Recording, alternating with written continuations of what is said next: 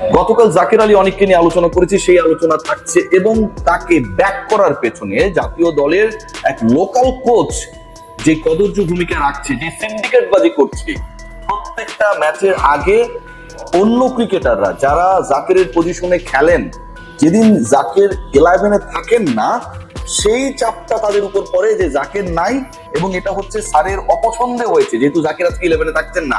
তো আমি যদি একটু খারাপ করি আমার কল্লাটা যাবে। এই যে সিন্ডিকেট বাজি চলছে এবং সেই সিন্ডিকেট বাজিতে এমন এক অবস্থা, জাকের আলী অনেক যখন ব্যাট করতে নামেন, আপনারা খেয়াল করে দেখবেন যে আমাদের আশপাশে অনেক সময় অনেক মশার উপদ্রব বাড়ে।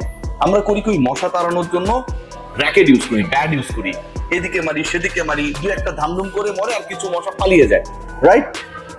জাকের আলী অনেকের ব্যাটিংটা যদি দেখেন, তিনি যেভাবে অফ স্ট্যাম্পের বাইরের বল, হোয়াইট বল, সিক্স স্ট্যাম্পের বল তাড়া করেন, যেন তিনি ওই মশা ক্রিজের আশপাশে তার কানের কাছে ভনভন করছে, সেটা মারার জন্য ক্রিকেট ব্যাটকে মশা মারার ব্যাট বানিয়ে একবার এদিক মারেন একবার সেদিক মারেন, সব অফসাইডের মশা মারার চেষ্টা করেন।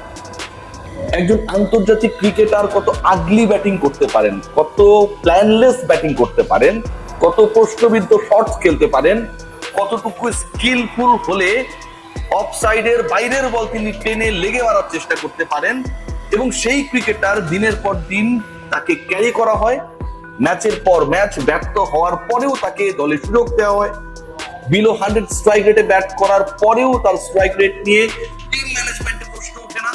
ইভেন গাজী আশরাফ হোসেন লিপু ভাই আসসালামু আলাইকুম, আপনাকে অনেক রেসপেক্ট করি, কিন্তু এই যে গতকালকে আবার নতুন করে দল দেওয়া হলো, সেখানটাও ওই ক্রিকেটার যখন থেকে যান, এমন না যে আমার কোনো উইকেট কিপিং অপশন নেই, Nurul Hasan Sohan is there, Liton Kumar Das captain himself is there. যখন জাকের আলী অনেককে না রেখে দল ঘোষণা করতে পারেন আমাদের লিপু ভাইরা, ঠিক তখন এই সিন্ডিকেট বাজিটা প্রকাশ্য হয়ে যায়। বুলবুল ভাই, এই ব্যাপারগুলো আপনারা দেখছেন না। এন্ড অফ দ্য ডে আপনি যতই মিষ্টি কথা বলেন, যতই সুন্দর কথা বলেন, যতই বিভিন্ন টার্মিনোলজি ইউজ করেন না কেন, টি-20 cricket, test cricket, run out, hit wicket, এই সুন্দর সুন্দর কথাগুলো বলে আপনি যতই আমাদেরকে ইমপ্রেস করুন না কেন, আপনি যতই কোয়ালিফাইড হন না কেন, এন্ড অফ দ্য ডে দল যদি রেজাল্ট না করে, এবং সোশ্যাল মিডিয়ায় গিয়ে দেখুন যে এই দল যে রেজাল্ট করছে না, এটার পেছনে এই দলকে যারা পরিচর্যা করার দায়িত্বে, তারা এই দলটাকে পানিশমেন্ট করছে, ক্রিকেটারদের পানিশ করছে, সিন্ডিকেট বাজি করছে, তারা দায়ী। আমার কথা ভুলে যান, আপনি সোশ্যাল প্ল্যাটফর্মে গিয়ে দেখুন না, উত্তরটা পেয়ে যাবেন। খেয়াল করে দেখুন যে বাংলাদেশ জাতীয় দলে এই সালাউদ্দিন যেভাবে ড্যামেজ করেছে, ওয়ানডেতে বাংলাদেশ খেয়াল করে দেখেন যে 100 করতে পারে না। এই বাংলাদেশ আমরা কবে দেখেছিলাম? এরকম হতদরিদ্র ব্যাটিং আমরা কবে দেখেছিলাম? ব্যাটিং কোচের ভূমিকায় তিনি 109 রানে বাংলাদেশ অল আউট হয়ে যায়।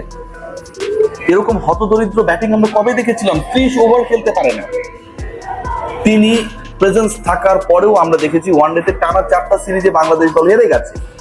এই যে সিনারিও গুলো ঘটেছে, এই যে ঘটনাগুলো ঘটেছে, একটার পর একটা ঘটনা ঘটেছে, এবং তারপরেও তিনি শপথে বহাল রয়েছেন। তাকে সরানোর ব্যাপারে, তার এগেইনস্টে কোনো অ্যাকশন নেওয়ার ব্যাপারে কারো কোনো ধরনের উদ্যোগ নেই। এসবের উত্তর কে দেবে? মোহাম্মদ সালাউদ্দিন যেন এখন একটা হিটলারে পরিণত হয়েছেন। যতক্ষণ না পর্যন্ত অ্যাটম বোমা মেরে তাকে গ্রেফতার করা হবে এবং তিনি তার ডিসিশন নেবেন। হিটলার তো সুইসাইড করেছিলেন, তার আগ পর্যন্ত তাকে কেউ সরাতে পারবে না। জার্মানির চ্যান্সেলর হিটলার যেন এই মুহূর্তে বাংলাদেশের দায়িত্বে, সিনিয়র অ্যাসিস্ট্যান্ট কোচের দায়িত্বে চলে এসেছেন।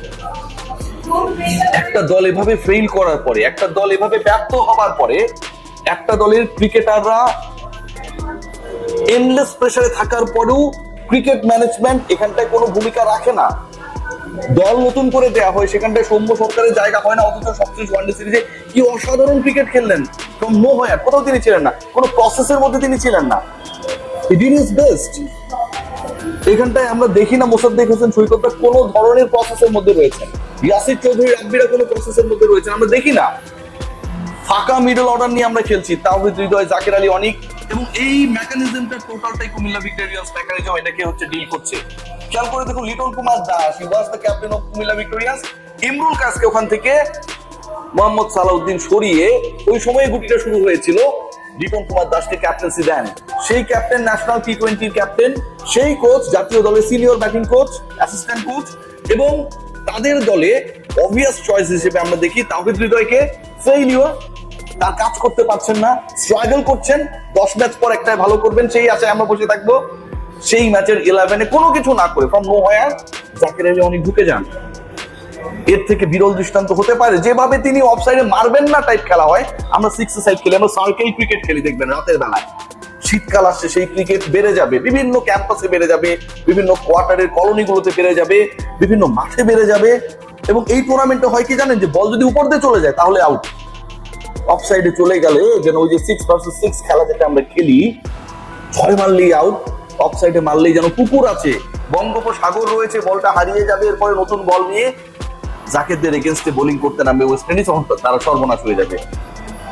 জাতীয় দলে আমার প্রপার কোনো ওপেনিং ব্যাটার আমরা সেট করতে গিয়ে সৌম্য সরকারকে যখন পাই, ঠিক তখন তাকে আমরা, সৌম্যকে তো আপনি 6-7-ও ব্যবহার করতে পারবেন, আমরা এর আগে ব্যবহার করেছি না, সেখানটাও পরিকল্পনায় রাখি না, কারণ আমার জাকেরকে রাখতে হবে। শামীম হোসেন পাটোয়ারি, জাকের আলী অনেক, নুরুল হাসান সোহান, 3 জন স্লগার আমার কেন প্রয়োজন? সোহান থাকার পরেও দেখবেন লিটন কুমার দাস বাংলাদেশের বেস্ট কিপার থাকার পরেও তিনি কিপিং করবেন। এবং গতকালকে বাংলাদেশের বোলিং ইনিংসের ভেরি ফার্স্ট বলে তিনি ক্যাচ মিস করেছেন, স্লিপের ক্যাচ নিজেই পাকনামি করে ধরতে গেছেন। এই যে ঘটনাগুলো ঘটে, এই ঘটনাগুলো যে ঘটছে, এগুলোর কোনো দায়বদ্ধতা নেই, এগুলো নিয়ে কেউ কথা বলবে না। তানজিদ হাসান তামিম খুব সুন্দর কথা বলে গেছেন যে জাকের আলী অনেকের প্রতি ভরসা ছিল।